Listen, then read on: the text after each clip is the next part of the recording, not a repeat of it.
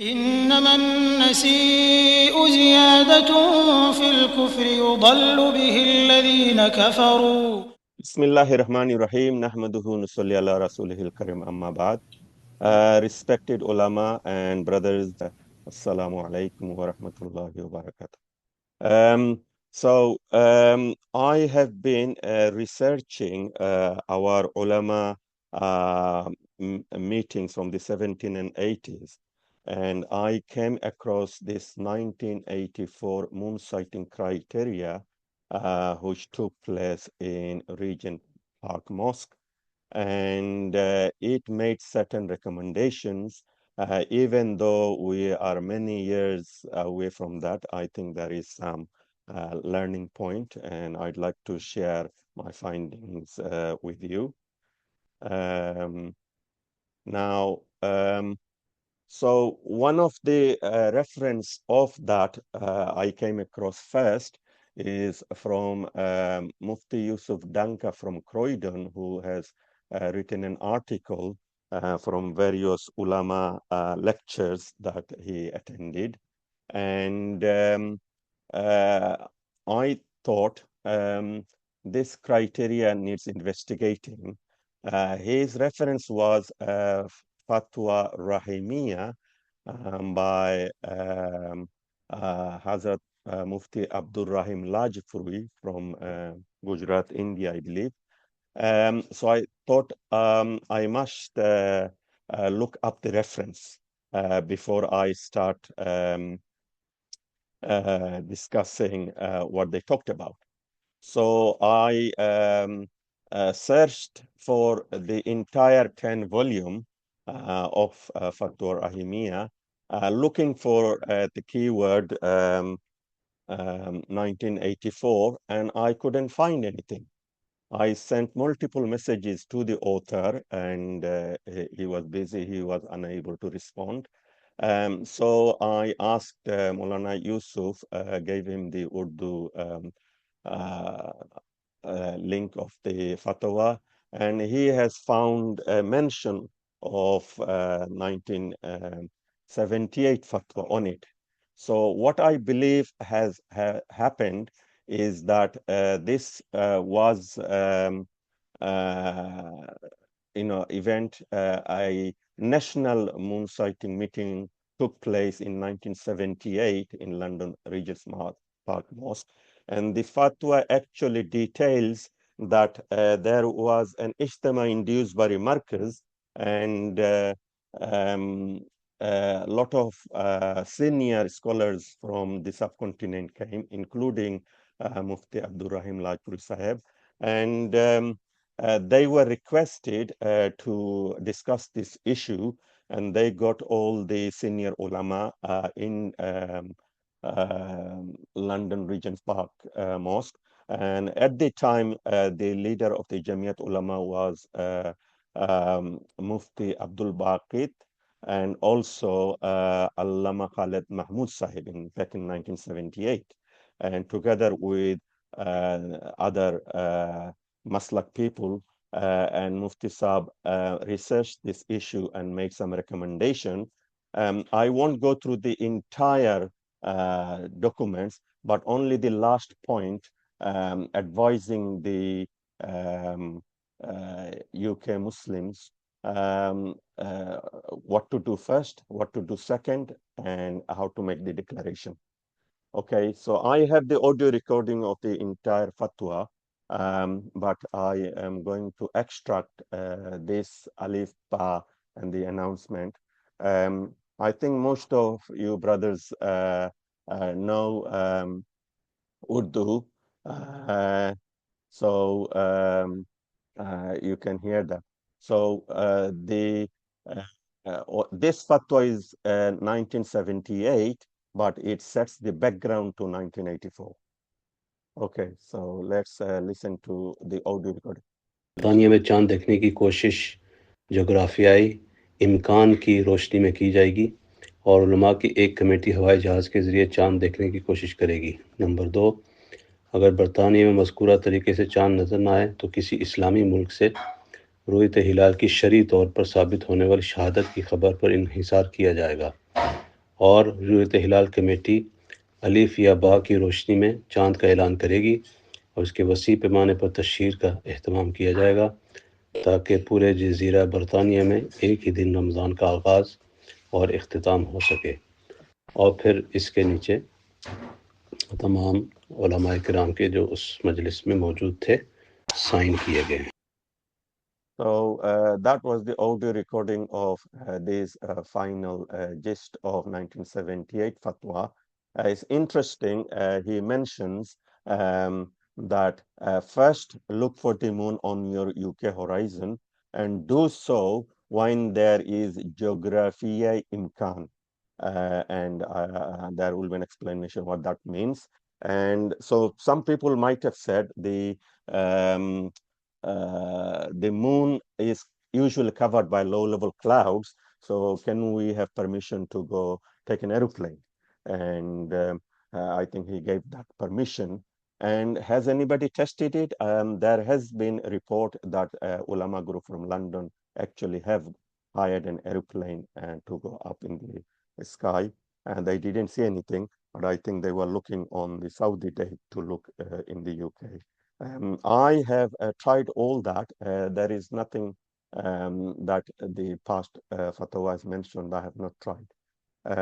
So I'll show you a picture of me going on the aeroplane, but the signatures continues and all the ulama have signed there, and the seal of Ruyat Hilal Moon Sighting Committee, Islamic Center there, and that was the National Moon Sighting Committee in the 70s at the time. And note that moon sighting is two words in English grammar, not one word. So all the senior ulama signatures there in 1978. Going up in the aeroplane, I have gone up around 2,000 feet. My pilot is taking the photo here. And I saw that one side of the city, it was totally cloudy and raining. The other side was sunshine. And so I was convinced the cloudiness is local. The whole country is not cloudy.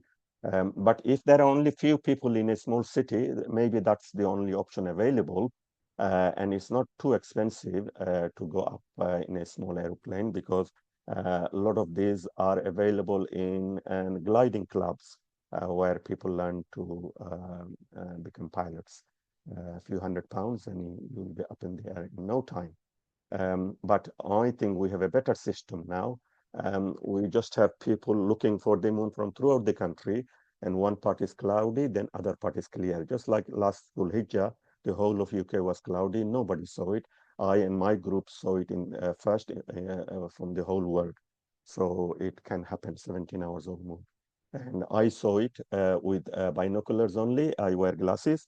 A person next to me said he saw it with naked eye, and two other people did so as well. So going up in aeroplane is also was an option considered in those days. So this is the important bit from the 1978 fatwa. First, if you didn't understand the Urdu, one or two brothers may know, it says attempt to sight the crescent moon in the UK in the light of possibility of sighting and geographical possibility. Geography, I'm sure everyone here understands, it's location specific. It's not in this sky specific. And committee of scholars, because they have to take a decision. So if they see it themselves or they trust testimony, then they can go by that. And go above the clouds because low-level clouds covers the moon. So that was Alif, number one, and then Ba, number two. If it is not sighted, and if it is not sighted not once, because it could be 30 at the day moon, but if it's not sighted continuously, then you can try to obtain Sharia-compliant news from a neighboring Islamic country. And I say Sharia-compliant includes that your 29 and their 29 is same, so that the month will not become 28 or 31 days. That is an important part of Sharia requirement. And once A or B has been established, and then the committee can arrange a declaration and publicize. Like we've been trialing for many years, and now we're doing it for real in Jazeera, Bartania, British Isles. So that was the gist of 1978 Fatwa and the committee here. I have been told by a number of people who are personally present and that they are aware of the criteria, but I wanted a physical document, and it's so many years ago. So I wrote to the director of Islamic Cultural Center, and I've not got a reply. But I think I have enough information to convince you that the criteria, what I'm going to present to you, is correct. So Fatwa Rahimiyah incorporates 1984 criteria. What is geographical imkan? Just 1 minute, if you can listen to this one. अस्सलाम वालेकुम। ये लिखा है exact अल्फाज ये हैं, बरतानिया में चाँद देखने की कोशिश जोग्राफियाई इम्कान की रोशनी में की जाएगी। तो जोग्राफियाई इम्कान का मतलब इम्कान रुयत ही है, और तो कोई इसका मतलब नहीं निकल सकता ना। तो मुफ्ती साहब यही कहना चाह रहे हैं कि जोग्राफियाई इम्कान की रोशनी में की जाएगी। मसलन वहाँ कोई वहाँ हैयत बताती है कि वहाँ आज चाँद का देखने का इम्कान है ही नहीं, तो ऊपर हवाई जहाज़ लेकर एरोप्लेन लेकर ऊपर जाने का क्या मतलब है? बेकार बात है, फजूल पैसे खर्च करने हैं। तो इसलिए उन्होंने बड़े कॉमन सेंस से जवाब दिया है, जोग्राफियाई इम्कान की रोशनी में की जाएगी और उलमा की एक कमेटी हवाई जहाज़ के ज़रिए चाँद देखने की कोशिश करेगी। तो बिल्कुल इम्कान रुयत ही यहाँ पे मुराद हो सकता है, और दूसरी कोई चीज़ मुराद नहीं हो सकती। So, Jazakallah to the Maulana, who is a teacher in one of the Darul Ulums here. I asked what the definition of geography imkan, and he explained it. And it's important because what's the point of going up in the airplane if the moon is not in the sky? So that was his comment, and he has the original book from which he was reading that fatwa. Now coming back to 1984, why was a 1984 meeting? My understanding is, by putting a lot of historical text together, that the meeting in 1978 by, I think, people of Hanafi Maslak only, and they wanted to include all the other matlaq, Shafi, Maliki, Hanbali, Ahle Hadith, Salafi, Brelwis are included in Hanafi, united agreement. And that is why they called an international conference. And so everybody should, if they agree, then one committee can make the announcement for the whole of the country. So this is the gist of the 1984 criteria. And I asked Brother Farooq Wali Muhammad from Tooting about if he's got that. He said he had a file with all these original documents, but he passed it on to his successor when he was the responsible person in Tooting, and he doesn't know why the document has gone, and because his successor has now passed away, but he guarantees me that this is accurately quoted. So what is that 1984 criteria? Attempt should be made for the sighting of the new crescent.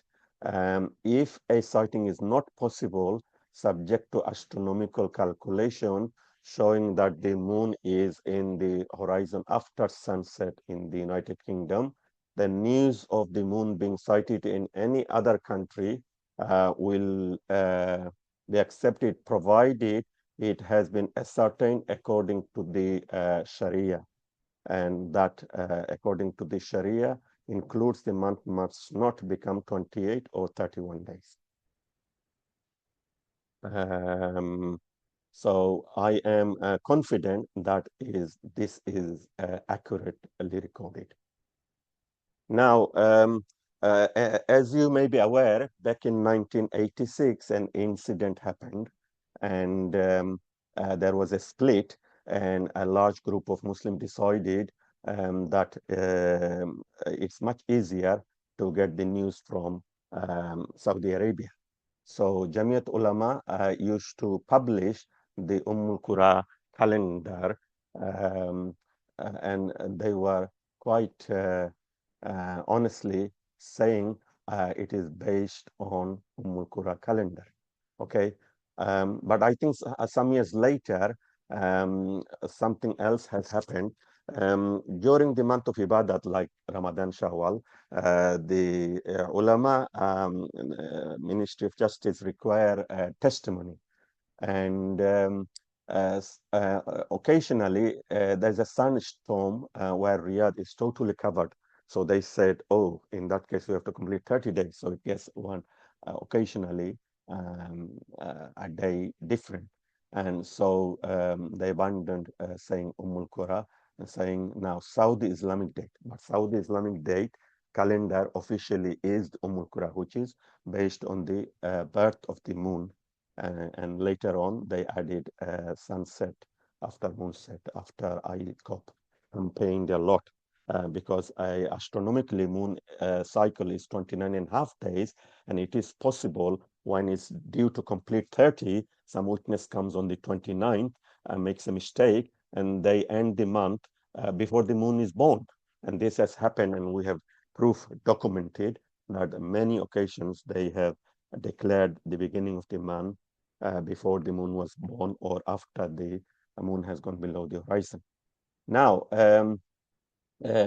what happened after the split, quite often the people try to see the moon according to the Saudi Qura date. And on this occasion, on 17th March 1999, 8 Bari students claimed to have sighted the moon with the naked eye.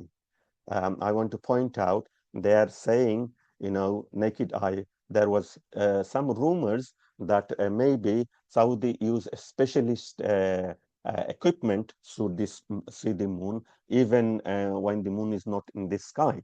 We didn't know what that equipment was, but nowadays we do know because it has become accessible and cheap enough for anybody to buy an astronomical camera, CCD or CMOS, which can see beyond the human eye range. So that was a misconception. Maybe they are seeing it with some specialist equipment, and they claim to see naked eye. So these people have said that they saw it naked eye, but we know for sure that's a mistake because the moon was born just half an hour before and the set before the sunset. So it was not there when they claim to have sighted it at 6:30, right? Some of our brothers actually looked at the astronomical software and they say, oh, there are planets in the sky, and one of them is quite bright, Venus, 86% illuminated. So maybe they've mistaken that for the moon. But quite honestly, if you're an experienced moon sighter, you cannot possibly mistaken Venus as the moon, because Venus is a small bright dot in the sky and it doesn't have the arc and the two horns. But for inexperienced sighters, they could mistaken a whips of the cloud or a contrail or some of these stars if they're bright enough next to each other. So this naked eye claim to see the moon before it's born or after the moon has gone below the horizon is not valid, and I think we would not be doing that any further because we have the means to test, and B, the Saudi have added a condition moon set after sunset. So now Naked eye is not just based on someone's claim. There has to be a definition. Now, the next day, you see the moon was possible to be sighted in UK, code B, all right? And it's quite young. And maybe if it's me, I would be able to pick it up with a pair of binoculars in clear sky. And if nobody else saw it, should we reject optical aid? It's possible to be sighted with naked eye, but I could only see it by binoculars.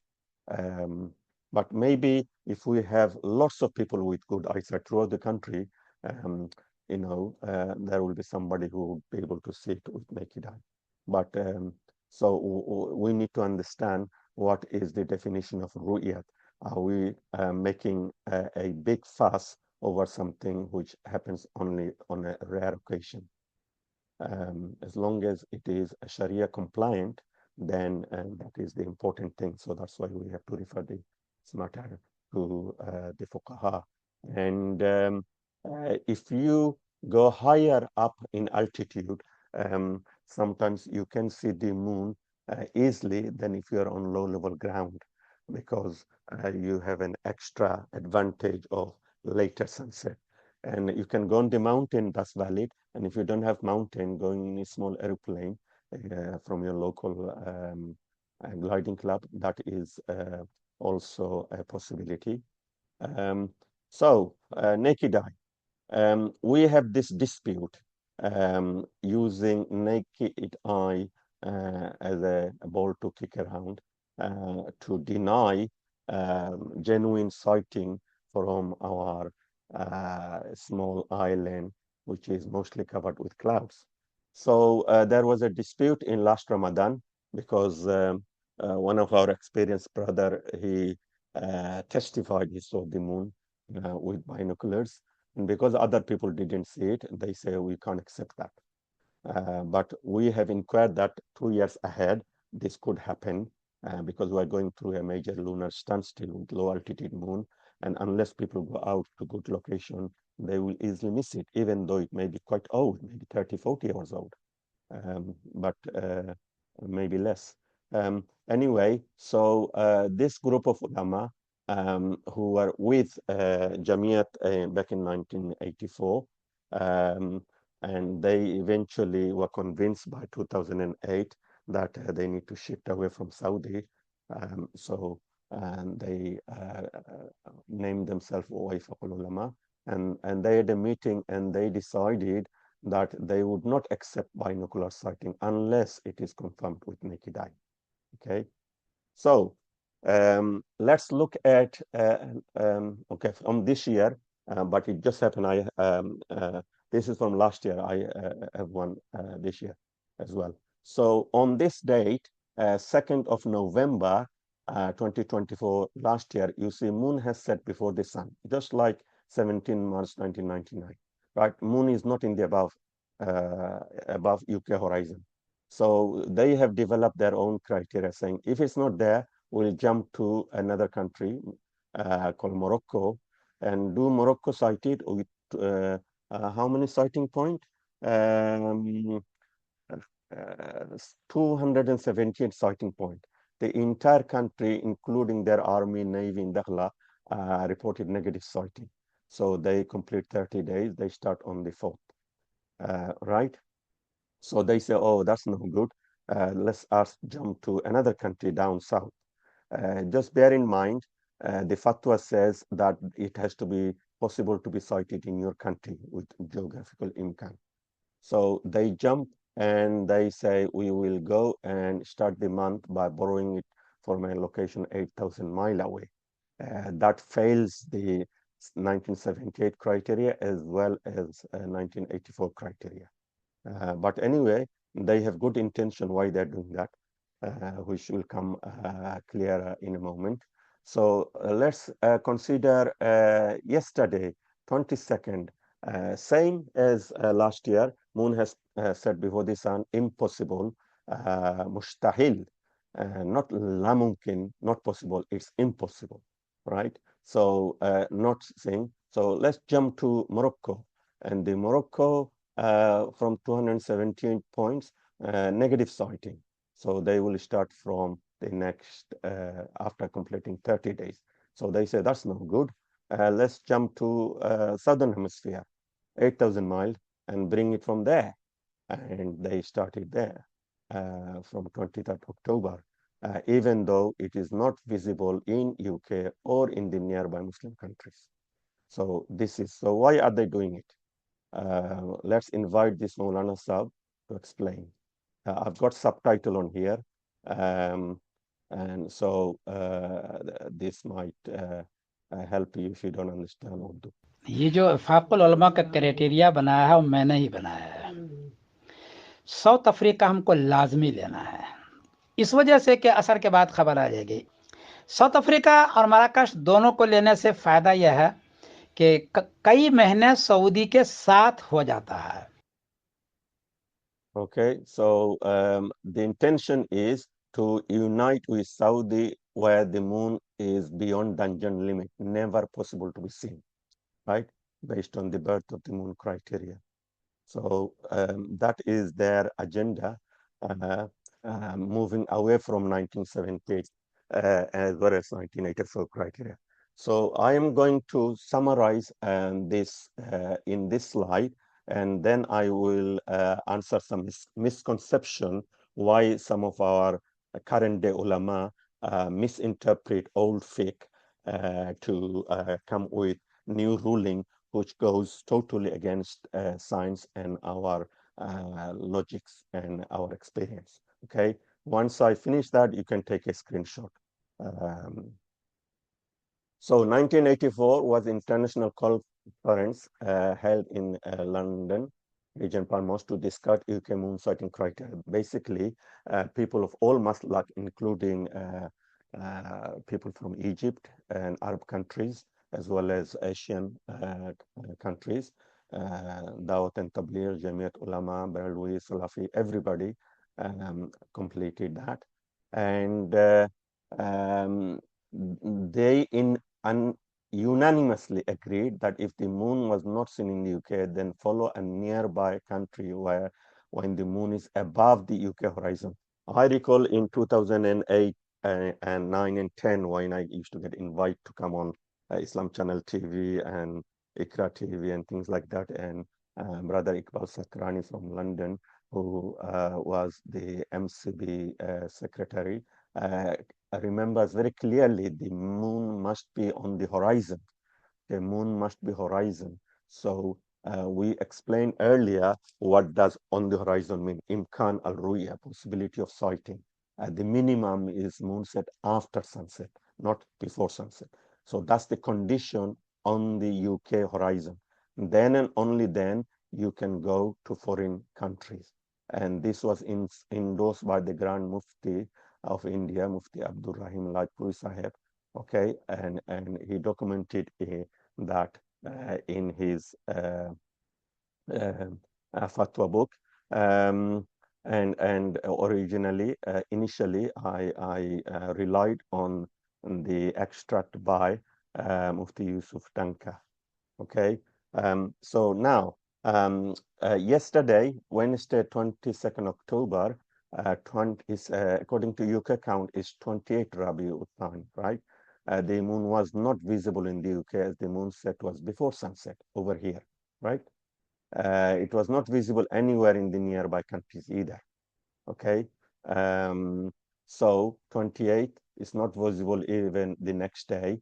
So it was completed 30 days because even today, 23rd October, the moon was setting with the sun.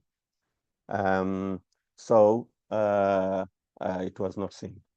So to look for the moon only when it is, to look for the moon on the above date is not only scientifically incorrect, but it is against the Sharia as per 1984 moon sighting criteria agreed by over 350 world scholars. Okay, so here is the challenge that this to look for the moon anywhere when it is impossible to see in your own country, it is against the Sharia. So what is happening now? Here is the calendar from South Africa. It is possible to be seen because the once every 80.6 years during major lunar standstill, rather than moon starting on equatorially and equally spreading northern and southern hemisphere, it is rising from the southern hemisphere. So it's not going to come to UK maybe a day, 2 days later. And Saudi Arabia, even though it is not possible to sighting, it meets their Qura conditions, so they start. And South Africa has genuinely sighted, so they start. So by jumping here, they're able to match with Saudi Arabia. So that's the hidden agenda. And we can prove that by jumping to a far distance country, Saudi Arabia, Ummul Qura, or South Africa in actual sighting, it will lead to 28 or 31 days month, which is against the Sharia. Now, how is that possible? Maybe I shall give that as an assignment for you to work out for different month. But for this month, look here, if the UK starts on 25th and South Africa and Saudi starts on 23rd, they're 2 days ahead, right? So if you started your sighting calendar from UK and then you travel to this country and say this is Ramadan, right? Because you started 2 days later, even on that 30th here, okay, it will be your 28th. So the ruling of Sharia is if it's Ramadan, you have to do Eid with the people with actual moon sighting and make qada of the one you missed because you've traveled from one foreign countries to another foreign countries. It also would be the other way around. If you started 2 days early, right, next month, and came back to UK 30 plus 2, 32 days month, okay? So one way or the other, you can work that out. So in order to avoid this mishap, not looking when the moon is visible or looking when it's impossible, right? We should confine to our own geographical location, as in the fatwa, geographical location when the moon is possible to be seen between sunset and moonset. Okay, so there is this slide, and this will be the gist of the presentation, and you can take a screenshot of that and keep it for your record if you wish. So just remember 2 days difference here, okay? Ummul Qura, a calendar trying to match with South Africa, not possible to be seen in Morocco or in the UK. So now this seeking unity in diversity, I've given you predicted dates from the visibility map, and that's another backup information. You can see Jumad al-Ula, 2 days difference with Saudi Arabia, 2 days difference with South Africa, all right? So 25th and 24th, 23rd, and so if you subtract 2 days to 30, right, it'll be 28. If you add 2 days to 30, it will be 32. So you've gone too far, and that is a condition. You can't go that far to another foreign country. Misconception. The reason the people do that, they have some fiqh arguments. And I have researched this for many years. And I am not an Arabic expert, but I have consulted those who are. So you just have to trust me, or you can research it yourself and correct me if I have made a mistake. Please do. Those who follow Saudi Arabia or South Africa from the UK state, their evidence come from Radd Al-Muhtar by Ibn Abedin Shami. That is the Hanafi master class reference. So Ibn Abedin Shami was the official mufti under the Ottoman Empire in the 18th century. Office based in Damascus, Syria. And this is the quotation here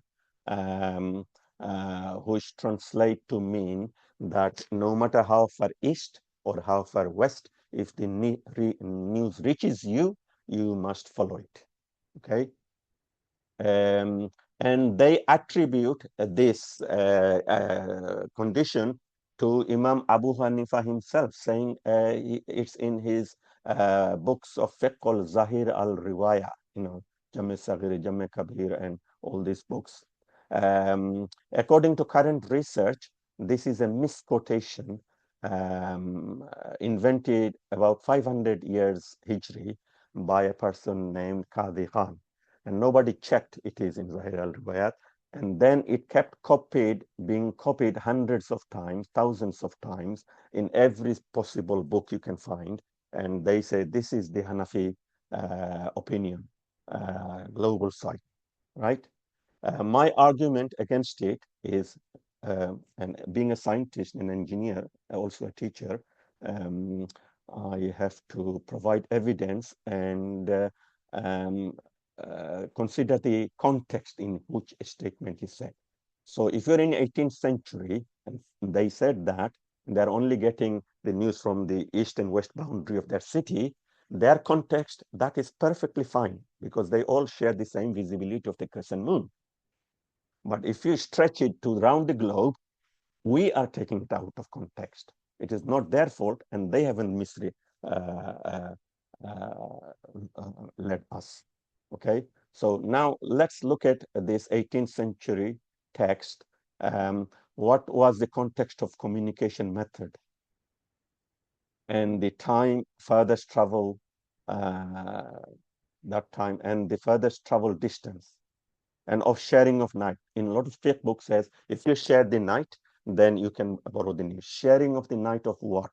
Not sunset to sunrise. Sharing of night of the visibility of the crescent moon. That's between sunset and moonset, not the entire night. Okay, so if you have seen the moon when you share the night. Now, going back to Ottoman Empire, 18th century, Damascus, this is the map from Encyclopedia Britannica. You can find it in other historical text.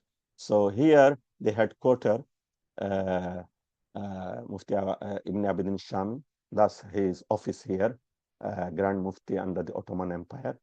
And to the east border is Iraq, Baghdad. And to the west is Egypt, Cairo, right?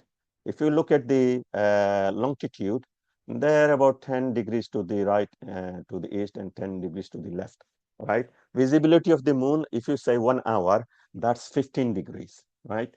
So 360 degrees divided by 24 hours, right? Is 15 degrees per hour, right? So 1 hour to the right and 1 hour to the left, east and west. How can you apply their jurisdiction of an hour to the east and hour to the west, that this is whole globe, 24 hours? That is taking it out of context. And even though if they said this is not the end of our city boundary, it's all the way to the boundary of the empire, has to be an Islamic rule, because testimony has to be verified, right? So a local authority has to verify it in the eastern boundary or the western boundary and convey the news in a reliable channel, as written in fiqh books. There are 4 different ways, right? Have they tested that method? Did they send a horse rider? Or did they do some smoke signals? Or did they use some light signals? Or did they send them messenger pigeon? We have no evidence they did that, right? And later on you'll see even their own outside the city, they didn't do that.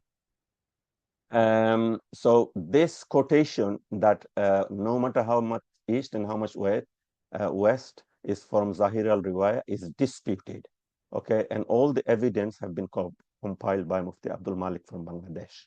And all that 36 pages article is on our website. Feel free to read it. and the Urdu is very high level, so we couldn't get that easily translated. I've got a machine translation and I know the whole content, but it is not easy to read unless we have a volunteer who understands fiqh and geography to translate that. And I have explained that more in detail in Fallacy of Global Moon Sighting Theory in a video recorded a few years ago. So I hope this statement that global sighting is the strongest position of Hanafi madhab is a misconception. Okay, it's a mistake. And being stubborn about it, I don't think that's a sign of intelligence. Second misconception. Okay, sumu li ru'yatihi. Okay, so people say Arabic grammar, this means plural, and that means the whole ummah, the whole world, right? Now think for a minute, continue the hadith, right? So begin to fast when you sight the moon, end the fast when to sight the moon. Okay, فَإِنْ غُمِّيَ عَلَيْكُمْ فَأَقْمِلُوا الْإِدَّةَ. Okay, right, Maulana Yusuf, if I make mistake, please correct me. So if it is cloudy, then complete the number, complete 30 days. Right. So how can you say whole ummah? Yes, in Damascus, the whole ummah of Damascus. Okay, you can stretch it to Baghdad or stretch it to Cairo.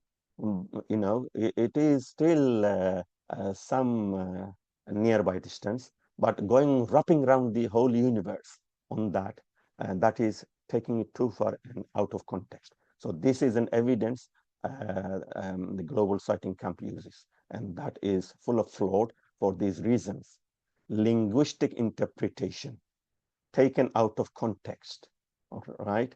To mean its whole world, but it puts a condition. If it is cloudy, then complete 30 days, right? Scientific fact, right? Do you think the entire world is cloudy at the same time? Who can provide me an evidence, right?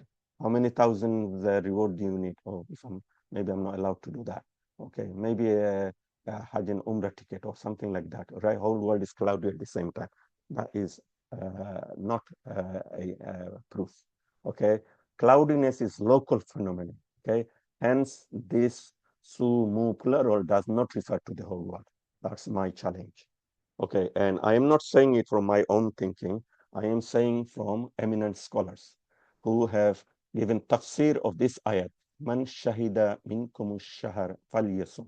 Right, whosoever of you is present in the month, he shall fast therein. Okay, Sheikh Saleh ibn Uthaymin, Grand Mufti of Saudi Arabia some years ago, who passed away, says it applies to those who are present, okay, meaning in the same area or same sighting zone, okay, sharing the same visibility of the crescent moon, right? And he's saying, so who are they? Those who are in the night time. If those who are in the daytime, they have not seen it, they will wait until their nightfall, and therefore they will not fast, right? So if America sights the moon, right, they will begin the fast on their 29th, but whole of Far East, whole of Middle East, whole of Asia, whole of Europe missed it, so they will complete 30, right? And so to say, oh, America gave you the news when they sighted it, which is the next day when our sun has risen, so we have to do qada, that is a misunderstanding, right? This is a misinterpretation of the text, taking it out of context.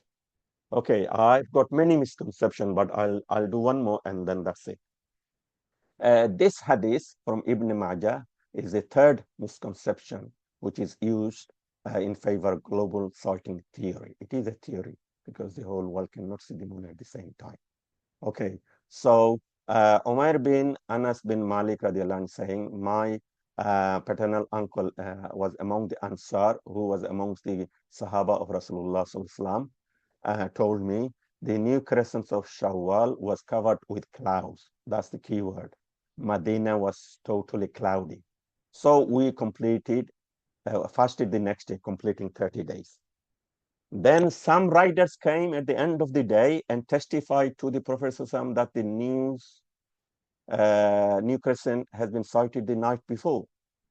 So the Prophet ﷺ took their testimony and declared, break the fast, because that's first Shawwal, and we'll offer the Eid prayer the following morning on second Shawwal, right? So they said this news could have come from anywhere in the world, and therefore this is a proof of global sighting. So let's look at the context. Where did this writer come from? Okay, the next day, right? Muslim historians have investigated that, and they say that this writer came from the outskirts of Al-Madinah Manawwara, okay? A place called Al-Harra. I've tried to Google Al-Harra, and I come across a variation of Al-Harra. Al-Harra, east, west, north, south, but they're all within 15, 20 miles radius of Medina. So they didn't come from another country or from another part of the world, right? We have here Hafiz Ayub Sahib, who lives in Saudi Arabia most of the year, and he can find out all the Al-Harra and read the original text in Arabic to tell us how far the riders came from. If we travel by car nowadays, right, it will take 22 minutes, right? But if we are on foot, which is most probably the riders walking with their animals, they would have taken 5-6 hours. And remember, in the scorching heat of Saudi Arabia, they don't travel continuously, right? They probably rested the night, set off in the morning, few hours, then took a break during scorching heat of the midday, and traveled few hours in the afternoon and reached Medina by Asr time, right? And can you see, they say news came in Asr time the next day. So we will get the news from Cape Town the next day. So today we will start Ramadan. The misconception that people are using a text out of context, because fatwa is equal to text, which is Quran and Hadith, and context is the circumstances of the time. And if the circumstance is same as at the time of Nabi Sallallahu Alaihi Wasallam and the Sahaba, then the fatwa is what is in Quran and Sunnah. But if the context has changed, then they deviate from the text. Like COVID time, you can't pray shoulder to shoulder. The context is changed, so you have to separate. But when the context is resolved, then you come back to the original position of praying shoulder to shoulder in Jama'at. Warqa'u ma'arrakin. Do ruku with those who do ruku. That's a commandment to pray in Jama'at, shoulder to shoulder. Okay, so this incident proves one good thing, that we are allowed to backdate if we get news from within our sighting zone. So it has happened earlier in the year. We've been told that the moon has been sighted in Manchester. We did get a witness or 2 sisters, but the brothers, we didn't have contact. So by the time we contacted them, late night, the next morning, he was at work, and eventually he came and testified to our ulama panel in the next evening, and then we backdated the month based on this hadith and the previous hadith. So complete the month, and if a testimony comes reliable, no point giving me testimony or one other brother. They have to come to a ulama panel because they are representing the court of Nabi Sallallahu Alaihi Wasallam, Ministry of Justice. So it has to be in front of the ulama panel, and it can't be on the phone by unknown person. Face to face is the original position, but we have permission remotely take testimony, provided we have the full identity of the person. So we won't take testimony of any stranger on the phone. Nowadays, I just attended a cybersecurity webinar by one of the banks, and they say they can do a deep fake live. So like we're talking now, somebody could broadcast this by using my voice and changing my word, saying this is what Kamaruddin is saying, and he probably make up another one. And this has happened in London. Mayor's voice has been changed. and spread as fake report. So it's important that we take testimony with full identity in front of the panel, so it's not misunderstood by one or two person, but the whole group will be able to seek the truth. Now, Al-Harra, in outskirts of your city, maybe 5 minutes sunset difference, maximum 10 minutes. I think the whole of London is maximum 10 minutes sunset difference. But when you jump to a country many thousands of miles away, I have already given documentation. You can find in this Dauban Fatwa how we can prove it is 4 to 5 hours sunset difference. And most certainly, it is not in your neighboring location, nor is it fulfilling 29 and 30 days month. You can get 28 or 31 days. Right. So the conclusion is local sighting is the strongest position from Quran and Sunnah, and global sighting is the weakest position in Sharia. Okay. If you don't accept that, that's a challenge for you. Come with your proof, and we'll have another meeting, inshallah ta'ala. So I'm going to summarize now, and I will finish. To look for the crescent moon on the UK horizon when and there is a geographical imkan, and that means there is a possibility of sighting the moon. Okay, so imkan al-ru'ya. And what is possibility of sighting? In the 70s and 80s, they said minimum is moonset after sunset, plus there should be an age in altitude. So 17, 18 hours old, 10, 12 degrees high, roughly. So that was the possibility of sighting, because we didn't have computational power to calculate the visibility map, which is on every single latitude and longitude degrees. You have to do the calculation, then join the dots, right? That power was not available. But in the 90s, that power has become available, and we find from our own naked eye sighting, it falls within HM Nautical Almanac Office Code A and B. And if we add optical aids, it is C and D. If the weather is cloudy on the day of Imkan al-Ruya, then airplane can be used to look above the clouds. But as I said, there is a better way. And if the moon is seen using the above methods, if it is not seen using the above methods, then you can borrow it from a nearby country, still making sure the moon is on the UK horizon and all other Sharia conditions are met. Okay, the Sharia condition includes the foreign 29 date must be the same as your UK 29 date, and that UK 29 date must have a reference to UK-based sighting. So you cannot keep completing 30 days, 30 days, 30 days on a non-sighting, right? So it has to be referred to UK-based sighting. So the day count will not become 28 or 31 days a month or vice versa. Now, I guarantee you, any countries, Muslim countries, if they follow their own count, they will never, ever get 28, 31 or 31 days month, because this is how Allah has created the orbit of the moon, 29 and a half days astronomically, and it is seen either on 29th, if you move toward the west, or on the 30th. Okay, and it never goes above that and never goes below that. That is what Allah has designated for the moon to do, because He tells us in many ayat of the Quran that this is for us to count time.